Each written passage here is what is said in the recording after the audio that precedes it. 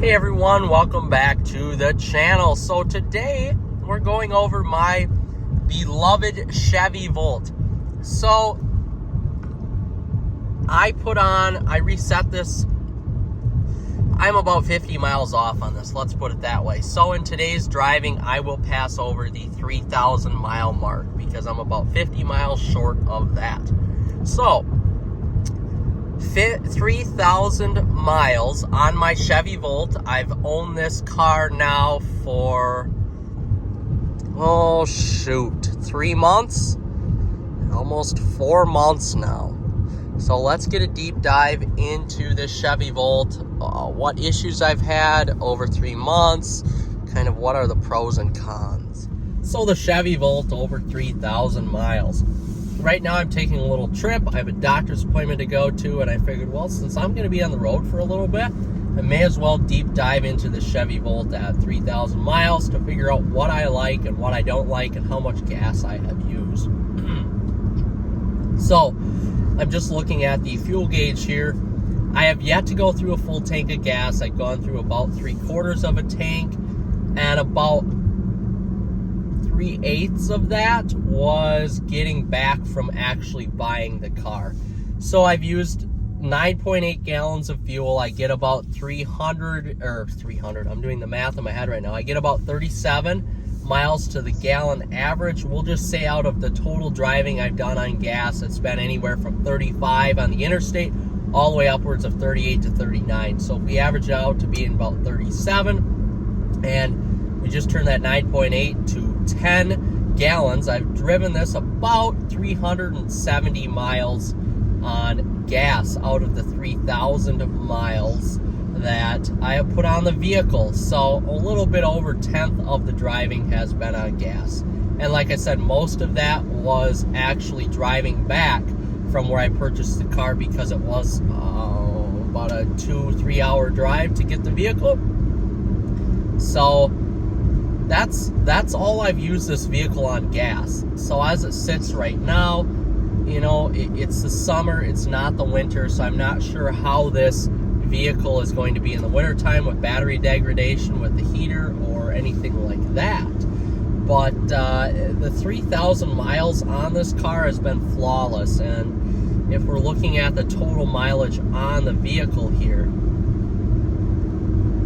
we have a hair over, 70,861 miles on the actual vehicle. So a fair amount of miles on the vehicle. I did buy this used, of course, so you just minus 3,000 off of that. And I've been honestly so satisfied with this vehicle for what it is. This has been one of my best vehicle purchases I've ever made. With the 30% tax credit, this car did have a lemon law buyback title on it, which I didn't give a shit about because this isn't, a classic car or anything like that. This car at the end of the year will have costed me, after I get the tax return back, or I have to essentially pay less on my taxes, this car will essentially cost me a hair over $5,000. It's been flawless so far. Now granted, it is a complete base model. I've got manual seats. I don't have leather. I have this icky vinyl steering wheel. I have no heated steering wheel or no heated seats, anything like, no upgraded sound system. But for the most part, for what this vehicle is, it gets me to point A and point B. I don't have to put miles on my truck or my 2 SRT vehicles, and my girlfriend doesn't have to put as many miles on her AMG GLE. So at the end of the day, after I did all the calculations, this was saving us money and essentially letting us spend more time with the cars we have, so we can keep those cars longer, have a better resale value, and not have to put as much wear and tear on those, because at the end of the day, this is supposedly a pretty reliable vehicle.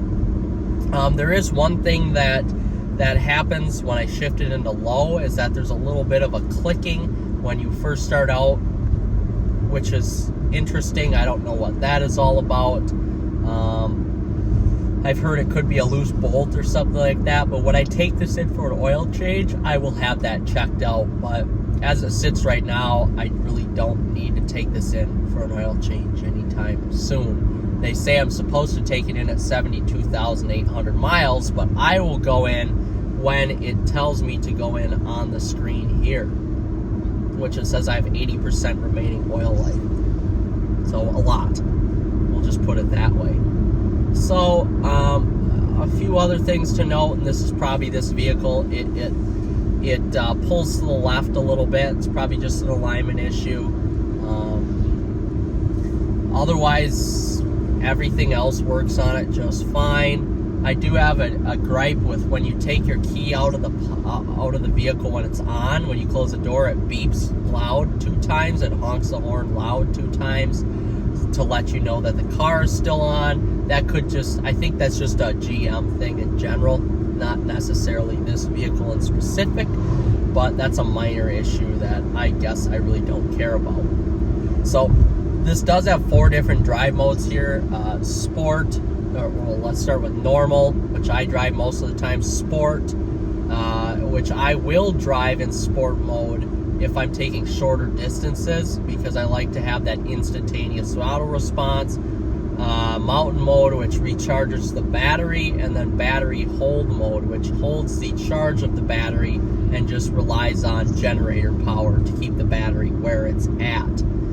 Mountain mode is essentially what it is. If you're going in a hilly terrain or anything like that, it essentially helps you regenerate the battery faster, but it does use more gas from what I have noticed. Otherwise, for the most part, I leave this in normal or sport most of the time, and I'm very happy with that.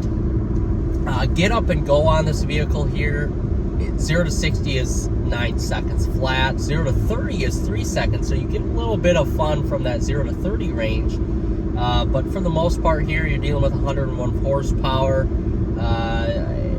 260 pound-feet torque, I believe, when both motors are activated, or when the generator and the battery is activated. So not,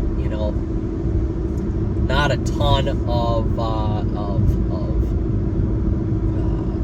power, but for what it is, it's perfect. I don't need anything more than what this is. For power, I've got 2 powerful vehicles, a powerful truck, and a powerful SUV. So for me, this is perfect. And for somebody else who is in my situation, or you have a fun car or a couple fun cars and you're looking for, a vehicle that just as a daily driver, this car is perfect. It drives actually very nice. It's 3,900 pounds, so it is on the heavy side, but all of the weight, all the center of gravity is low in this vehicle because the battery pack is underneath you. So the vehicle handles great. Now when you're in a corner, it does have a tendency to push into the corner, push through the corner like most front-wheel drive vehicles do, especially non-performance front-wheel drive vehicles. So yeah, that can be an issue, but when you're taking it around a corner at lower speeds, like twisties, yeah, it's pretty fun, I do have to say. So with that being said, I'm very happy that I bought this, and I'm very happy that the 3,000 miles that I put on have been, for the most part, pretty flawless. Now, most of my driving here, I'm going to merge onto an interstate here pretty soon, but 90% of my driving in this vehicle has not been on an interstate. So battery degradation at normal speeds is fine. I drive basically 65 miles an hour and below, but as soon as you get on the interstate, that battery degradation happens a lot faster. So we're going to be entering an interstate at 23 miles, and we don't have too far to go, about, I would say, 10 miles. So I'll be very curious to see if when we reach our destination, if I'll have, we'll just say 8 miles left of battery power. So this little trip I'm doing today, I will be required to use the gas generator, but usually I don't have to do that. And when I'm driving, I usually keep this in low, except when I do drive on the interstate. So for right now, I'm putting it back into drive, and I am going to follow this slow Subaru. I'm going to merge onto this interstate here. So this is actually one of the turns I like to do when I'm reviewing cars. And I've taken this corner we're on right now, which you probably can't see, but taken this easily at 50 miles an hour in this car, and I've never felt so planted before because all the weight is so low on the vehicle. It's amazing. It is truly amazing. So GM builds, in my opinion, the best driving cars out there, which a lot of them have been discontinued, so maybe they don't now, but usually they build some great handling, great driving cars, and the Chevy Volt is definitely no slump. It glides along very nice in drive, and it's fairly quiet too. This is really a nice road trip car. Now, I haven't taken this car on a road trip at all, and I don't plan to. Usually my truck is my road trip car because I don't drive very often with that vehicle anymore, so it's nice to put some miles on that occasionally. But this really, if you got this in a higher trim like a Premier or something like that, this could be a really great road trip car. It's comfortable, it's spacious, you've got a ton of room in the back. Really everything about it is nice. The infotainment is surprisingly good for a GM product. And yeah, there's some buttons here, but I like it. I like buttons. I don't mind that at all. Not everything is in the infotainment system. So for me, this works great. And honestly, with these cloth seats, I'm really not missing out on heated seats that much, or cooled seats. And again, for what it is, this vehicle works for me very perfect. So we're just driving along here on the interstate. The ride is very compliant, very smooth. Steering is very direct in this vehicle. That's another thing I want to touch on here. The steering is great on this car. Yes, it's numb, but it's very direct. It's pretty sharp. So if that makes any sense to you all, you can feel it build up and then really attack corners. Which for a Chevy Volt, it's phenomenal. But road noise is there's a little bit of road noise here. Of course, you're dealing at higher speeds. The tires I have on aren't great. When I have to get new tires, I'm upgrading to a nicer tire. These have Mastercrafts on right now, which I would definitely go with something else. So that will definitely reduce the road noise, but the NVH here is super low. In terms of vibrations and harshness, this is probably the vehicle that rides the best out of our whole fleet, even better than the Mercedes-Benz. It's set up really nice for comfort, and it's very, very, very enjoyable to drive. As far as ergonomics here, everything is good, and really over 3,000 miles. I haven't had anything wear out. All the window switches work, all the lights work. Okay, so one thing I did have to do, I did have to change out the halogen headlights. So I changed out the halogen headlights into a higher powered halogen headlight, and that essentially costed me like 20 bucks. So it really wasn't that bad.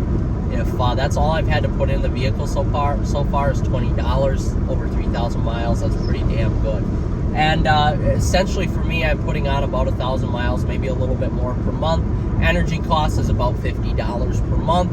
Half the time I charge at my business, half the time I charge at home. So my business, it's a business expense, of course, because I'm using electricity from my business.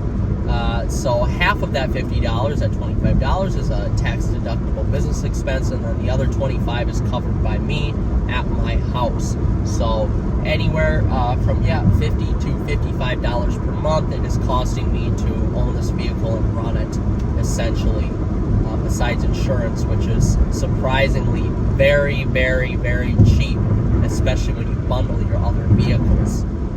This is a very cheap vehicle to insure because it's not very fast and it's relatively reliable and safe. And I'm driving in the rain right now, and it's very steady, very sturdy. I don't have enough good words to say. And yeah, the interior bits in here are plasticky, but this isn't my daily driver. or this is my daily driver. This isn't my nice car. This isn't my car that I'm, taking on road trips or, showing off. So I don't care. I truly don't care. Nobody ever rides in this vehicle besides myself and my girlfriend. So I don't care about the interior quality, whether it's nice or not. As long as everything works and it gets me from point A to point B, that's what this vehicle was designed for. And for that, I am absolutely in love with this Chevy Volt. I can't have enough good words to say about it. So, all right, guys, I'm almost to my destination. We're going to end here with a surprising 10 miles left, which is great. After some interstate driving, it didn't degrade that much. We'll end with about 10, like I said, and that'll do it. So if you like this content here, guys, I love the Chevy Volt. I'm definitely going to be putting more content up here about the Volt and its capabilities and its its reliability at every 1,000-mile mark, basically. So if you like this video, like and subscribe, and we will see you in the next video. Have a good one, guys.